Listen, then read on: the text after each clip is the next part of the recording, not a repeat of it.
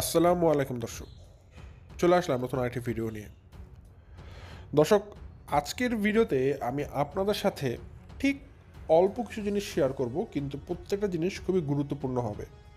অর্থাৎ আজকে আমি আপনাদের সাথে রিসেন্টলি ঘটে যাওয়া কিছু দুর্দান্ত বিষয় আলোকপাত করব। যেমন আপনারা খেয়াল করে দেখবেন, শুনতে অনেকটা হাস্যকর এবং বিদঘুটে মনে হলেও কথা কিন্তু বাস্তব। দর্শকদের কমেন্টের মাধ্যমেও সেই জিনিসগুলো ফুটে উঠেছে। তানজিলা একই ম্যাক্সি পরে 4-5 দিন ঘোরাঘুরি করে, মানুষের বাড়ি বাড়ি টই টই করে। কথা হচ্ছে তানজিলা প্রেগনেন্ট, অসুস্থ, বোঝা যাচ্ছে। কিন্তু তার একই ম্যাক্সি পরে 5 দিন ঘোরার কারণটা কি?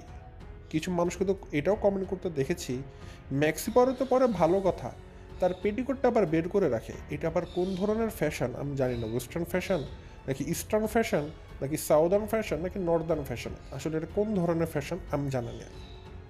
অন্যদিকে বাপ্পির কিছু কর্মকাণ্ড না বললেই নয়। বাপ্পির বাদরামি সম্পর্কে তো অবশ্যই বলতে হবে।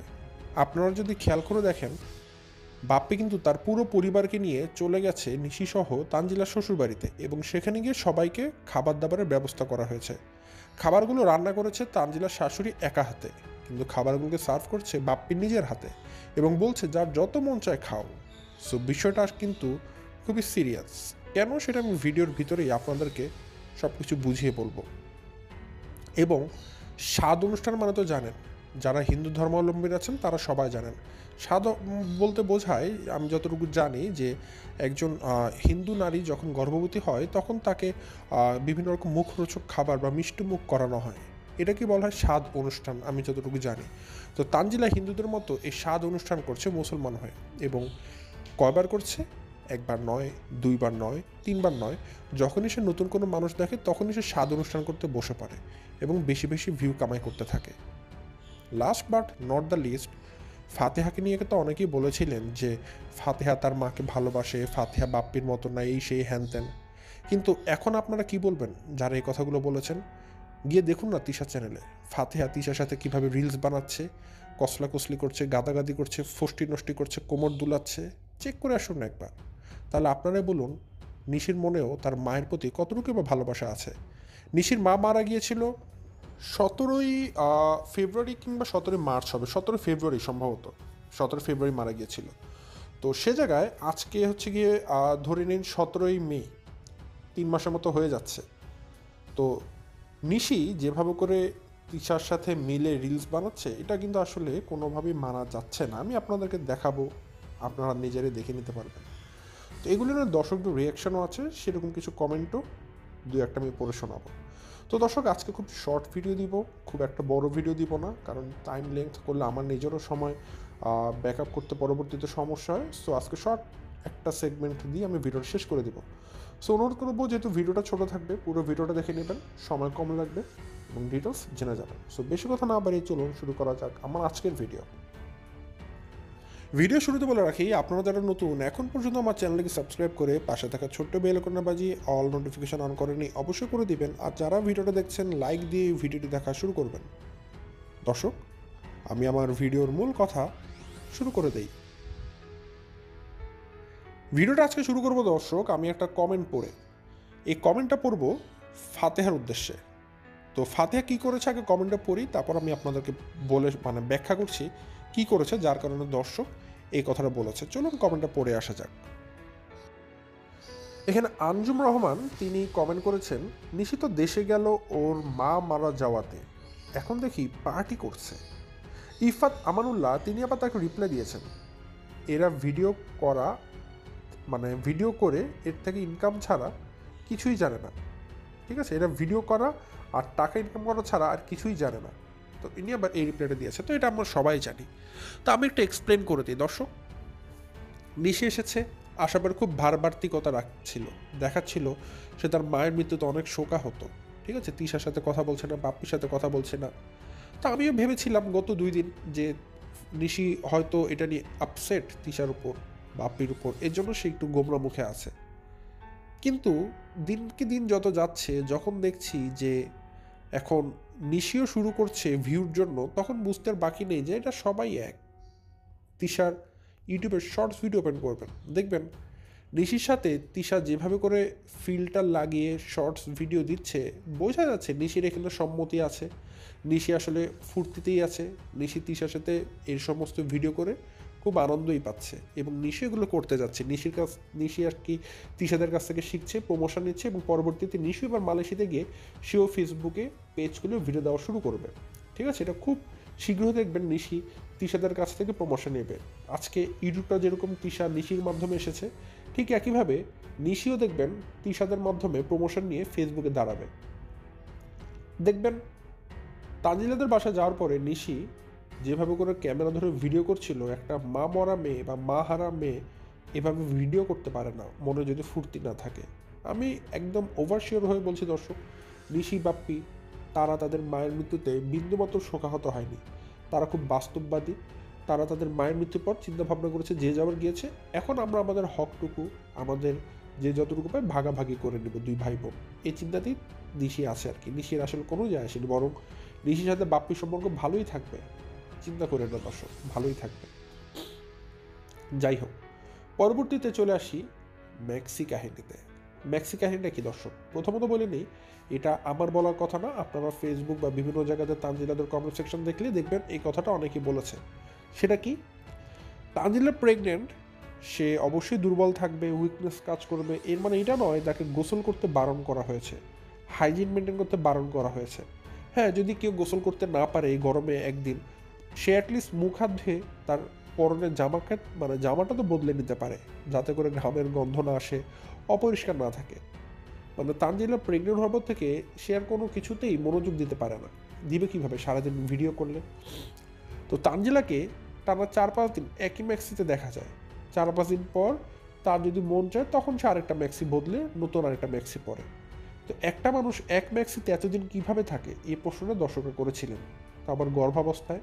শুধু তাই নয়, ম্যাক্সি পরাতে পরে বা পরার স্টাইলটা আবার কি, তল দিয়ে আবার পেটিকোট বের করে রাখে। ভাই, এই সমস্ত নোংরামি কমেন্ট যখন পড়ি, আমি তো আসলে মেয়েদের এই সমস্ত স্টাইল বুঝি না, যে ম্যাক্সি পরলে আবার পেটিকোট দেখা যাবে না, আবার পেটিকোট বের হয়ে গেলে ম্যাক্সি আমি আসলে এগুলো জানি না। বাট দর্শকরা যখন এই কমেন্টগুলো পড়ে বলে, আমার পড়তে খুব বিনোদন লাগে, এই কারণে আমি আপনাদের সাথে এগুলো শেয়ার করছি। তো এই ঘটনাটা ফেসবুক থেকে দেখেছি, অনেক দর্শক কয়েকজন আর কি কমেন্ট করেছে যে তানজিলা এক ম্যাক্সি পরে 5 দিন থাকে, আবার ম্যাক্সিটা কীভাবে পরে, যে পেটিকোট বের করে রাখে। সো এগুলো আসলে দর্শকদের হয়তো দৃষ্টিকটু লাগে বলেই তারা বলেছেন। এখন আমি এটা জানি না যে বিষয়টা, জন্য আমি আপনাদেরকে জাস্ট জানালাম। আপনারা দর্শক কষ্ট করে খেয়াল করে দেখবেন যে ঘটনা সত্য কিনা, যে তানজিলা এক ম্যাক্সি পরে অনেকদিন থাকে কিনা, এবং ম্যাক্সি পরার পর আবার পেটিকোট বের করে রাখে কিনা, এটা আবার নতুন স্টাইল কিনা আমি জানি না। এই জন্য আপনাদেরকে প্রশ্ন করে দিলাম, আপনারা কষ্ট করে এটা বুঝতে পারলে বা দেখে থাকলে আমাকে জানাবেন, একটু জাস্ট কনফার্ম করার জন্য। তো যাই হোক, পরবর্তী যে বিষয়টা বলবো সেটা হচ্ছে দর্শক, স্বাদ অনুষ্ঠানের ঘটনা। স্বাদ মানে আমি একটু আগে বলেছিলাম, স্বাদ মানে হচ্ছে এরকম যে ধরুন আপনি প্রেগনেন্ট হলেন, এখন আপনি প্রেগনেন্ট হয়েছেন বলে আপনাকে এখন বাইরের বা আপনার আত্মীয় স্বজন মানুষজন আপনাকে মিষ্টিমুখ করাতে আসবে, ঠিক একটা হলুদের অনুষ্ঠানের মতো। যে ছেলে বা যে মেয়ের বিয়ে হবে সে গায়ে হলুদ অনুষ্ঠানে বসে, তাকে সবাই একবার করে সে মিষ্টি মুখ করিয়ে দিয়ে যায়, গায়ে হলুদের মতো অনুষ্ঠান।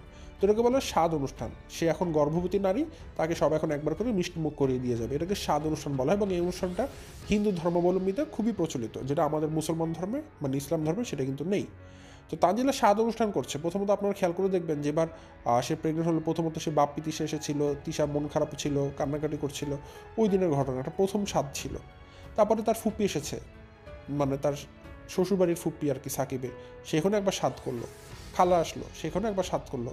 এখন ফাতে এসেছে, এখন আবার স্বাদ করলো। তানজিলা খালি স্বাদের অনুষ্ঠান করতেই আছে, তার স্বাদ অনুষ্ঠান আর শেষ হয় না। প্রথমত অনুষ্ঠানটা হিন্দুদের, সেটাকে সে মুসলমান হয়ে কীভাবে নিজেদের মধ্যে নিয়ে আসে আমি জানি না। আবার উপরন্তু সে একের পর এক খালি স্বাদ অনুষ্ঠানই করছে, তার স্বাদ অনুষ্ঠান শেষ হয় না। প্রত্যেকবার স্বাদ অনুষ্ঠান করে আর রান্না বান্নার দায়িত্ব চাপিয়ে দেয় সালমা বেগমের উপরে, অর্থাৎ তানজিলা তার শাশুর উপরে চাপিয়ে দেয়। তো ওই মানুষের উপর তো সমস্ত দায়িত্বই বারবার চাপিয়ে দেওয়া হচ্ছে, যত রান্না বান্নার দায়িত্ব সবই তাদের উপর চাপিয়ে দেওয়া হচ্ছে। ঠিক যেমনটা যদি আমি গতকালকের অনুষ্ঠানের কথা বলি, নিশি আসবে, নিশি আসার জন্য যে কজন মানুষ এসেছে, নিশি, তাদের খালা, বাপ্পি, তিশা, তান, তাবিয়া, প্রত্যেকটা মানুষ, এবং অনেকগুলো মানুষ এসেছে তাদের বাচ্চা কাচ্চা সহ। তো তাদের জন্য কিন্তু আয়োজন করতে হলে অনেক আয়োজনই করা লাগবে। ঠিক আছে, মোটামুটি ধরে নেন যে 15-20 জনের মতো তারা গিয়েছে। 15-20 জনের রান্নার ব্যবস্থা করা কিন্তু সেই বিষয় না, এবং এগুলো প্রত্যেকটা একা হাতে করে রেখেছে কিন্তু তানজিলার শাশুড়ি। তো তানজিলার শাশুড়ি তো প্রত্যেক দিনই রান্না করছে তানজিলার জন্য, এটা ওইটা এটা করেই যাচ্ছে। আবার অতিরিক্ত চাপ, মানে একটা মানুষকে নরম পেলে সবাই যেভাবে চাপতে পারে, এগুলো আসলে মানে সালমা বেগমের এই অবস্থা না দেখলে কখনো বুঝতাম না। সালমা বেগম ভালো হোক বা খারাপ হোক, বা তার উপর যে পরিমাণ চাপ প্রয়োগ করা হচ্ছে, এটা আসলে অকল্পনীয়। আমি জানি না কোনো মহিলা এটা সহ্য করতে পারতো কিনা, বাট তানজিলার শাশুড়ি মুখ বুঝে সবই সহ্য করে যাচ্ছে, কোনো প্রতিবাদ করছে না। বাট সবচেয়ে নোংরা বা হাস্যকর কী লাগে জানেন? তাদের অবস্থাটা দেখে। হ্যাঁ, নিশি গিয়েছে তানজিলার শ্বশুরবাড়িতে খেতে, এটা যদি এরকম হতো তানজিলার শ্বশুরবাড়ি থেকে ইনভাইট করা হয়েছে, তারা খাবে, বা তানজিলার শ্বশুরবাড়ির দাওয়াত, বোঝা যেত, মানা যেত, হ্যাঁ নিশি এর জন্য খেতে গেছে। বাট এ দাওয়াতটা এভাবে খেতে যায়নি তারা। খেতে গিয়েছে কীভাবে জানেন? নিশি যেহেতু বাংলাদেশে এসেছে, তার মানে তিশার তরফ থেকে নিশি কিন্তু একটা খাবার পায়, একটা আপ্যায়ন পায়, যে তিশা ভালো কিছু রান্না বান্না করবে, নিশি এটা খাবে। কিন্তু তিশা কোনো কিছু রান্না বান্না করবে না, সে রান্না ঘরেই যাবে না। তো যেহেতু তিশা তার ঘরে কোনো আয়োজন করবে না, তাহলে ফাতেহার জন্য আয়োজনের ব্যবস্থা কে করবে? সুন্দর মতো বাপ্পি এবং দিশা বুদ্ধি করেছে, আমরা একবারে নিশিকে নিয়ে তানজিলার শ্বশুরবাড়িতে চলে যাবো, সেখানে বসে একবার আপ্যায়ন করা হবে, তাহলে এক ঢিলে দুই পাখি মারা হবে। তো দেখুন, এখানে তিশা কোনো কিছু করলো না নিশির জন্য, নিশিকে খাবার জন্য নিয়ে গিয়েছে তানজিলার শ্বশুরবাড়িতে, রান্না করলো তানজিলার শাশুড়ি, কিন্তু ক্রেডিট নিবে তিশার বাপ্পি। খুব হাস্যকর না? আসলে হাস্যকর। কেন এই কথাটা বললাম জানেন? আপনারা ফেসবুক বা ইউটিউবে যদি বাপ্পি তিশাদের ভিডিও দেখেন, দেখবেন যে তিশার সাথে বা নিশির সাথে যে সমস্ত মানুষ গিয়েছিল, সবাইকে আপ্যায়ন কার করার কথা? যেহেতু ইনভাইটেশন তানজিলার শ্বশুরবাড়িতে, আপ্যায়ন করার কথা কিন্তু তানজিলার, নাহলে তানজিলার শাশুড়ির, নাহলে তানজিলার শ্বশুর, আর নাহলে তাদের চাচি শাশুড়ি, যে কোনো একজন তাদেরকে হাতে ধরে ধরে খাবার বেড়ে দিলেই হতো। কিন্তু খাবারটা কে বেড়ে দিয়েছে জানেন? খাবারটা বেড়ে দিয়েছে বাপ্পি। বাপ্পি তানজিলার শাশুড়িকে সেখানে আসতেই দেয়নি, এন্ট্রি করতে দেয়নি। বাপ্পি সবার হাতে হাতে খাবার দিয়েছে এবং বলছে, যার যত মন চায় খাও, আমি সবাইকে আজকে আপ্যায়ন করবো, সবাইকে বেড়ে দিব, তোমরা সবাই খাবার পাও, আমি সবাইকে আজকে খাবার দিব, যার যত লাগে বল, আমি খাবার দিচ্ছি। তো আমার এটা হাস্যকর লাগলো ভাই। রান্না করলো তানজিলার শাশুড়ি, বাজার করলো তানজিলার শ্বশুর, কষ্ট করলো তানজিলার শাশুড়ি, রোদেপুরে এতগুলো রান্নার দায়িত্ব নিল তানজিলার শাশুড়ি, দিন শেষে সবার মুখে খাবার তুলে দিচ্ছে কে? বাপ্পি মশাই। ক্রেডিট নিবে কে? বাপ্পি মশাই। সবাইকে কি বলবে? আমি সবাইকে খাইয়েছি। কিন্তু ভাই, রান্নার পেছনের দায়িত্বটাকে আপনি নিয়েছিলেন? নেননি তো। তাহলে আপনি কিভাবে খাওয়ালেন? খালি হাতে ধরে বেড়ে দিলে কি খাবার খাওয়ানো হয়ে গেল? না তো ভাই, এটার পেছনে বাজার করা, বাজারের দায়িত্ব নেওয়া, কত কিছু আছে। শুধু তাই না দর্শক, সবাইকে তো খাওয়ানো হয়েছে, তো হয়েছেই, আবার ঘরে বেঁচে যাওয়া যে খাবারটুকু ছিল, সেটা বাটি ভরে আবার বাপ্পি তিশা পাবনাতে নিয়ে এসেছে, যাতে করে আবার পেট ভরে এখানে এসে 2 দিন খেতে পারে। এবং এটাই বাপ্পিদের এখন রোজকার রুটিন। যখন তাদের ভালো মন্দ খাবার খেতে মন চায়, তানজিলার শ্বশুরবাড়ি চলে যায়, গিয়ে সেদিন খায়, আর পরবর্তী 2 দিনের খাবার বাটি ভরে নিয়ে আসে। এটা কোনো জাতের কথা? এতগুলো মানুষের খাবার খেয়েছে, এতগুলো কষ্ট করিয়েছে সালমা বেগমকে দিয়ে, অথচ তাদের জন্য কি নিয়ে গেছে জানেন? বস্তা ভর্তি কিছু লেচু গাছের পাতা। মনোযোগ দিয়ে শুনবেন দর্শক, কি নিয়ে গিয়েছে। বাপ্পি তানজিলাদের শ্বশুরবাড়িতে নিয়ে গিয়েছে বস্তা ভর্তি লেচু গাছের পাতা। লেচু নিয়েছে ধরেন 50টা, কিন্তু লেচু গাছের ডাল নিয়েছে ধরেন 100টা। রেশিও হবে এরকম।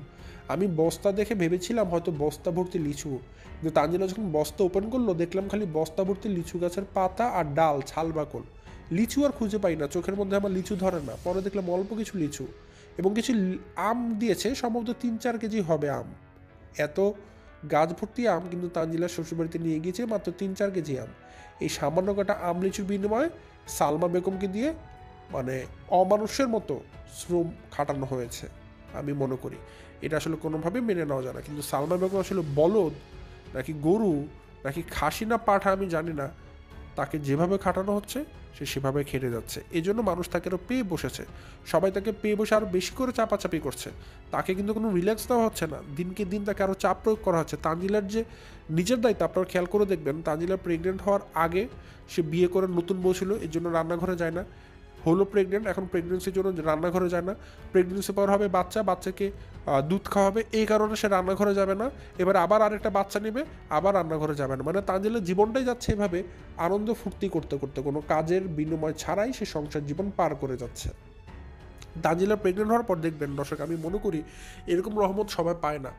গর্ভবতী নারীরাও কিন্তু রান্না বান্না করে, তারা নিজেদের জন্য সংসারের কষ্ট করে, কিন্তু তানজিলা কী করছে? তানজিলা সকালে উঠে চিন্তা করে তার জন্য তার শাশুড়ি কী রান্না করেছে। ঘুম ঘুম চোখে তার জন্য অলরেডি গরম গরম নাস্তা তার শাশুড়ি নিয়ে আসে, রুটি, সবজি মাংস, তার কিছুক্ষণ পর ভাত দেয়, 1 গামলা ভাত দেয়, তানজিলা 1 গামলা ভাত খায়। তার 2 ঘন্টা পর দুপুরের ভাত খায় 2 গামলা।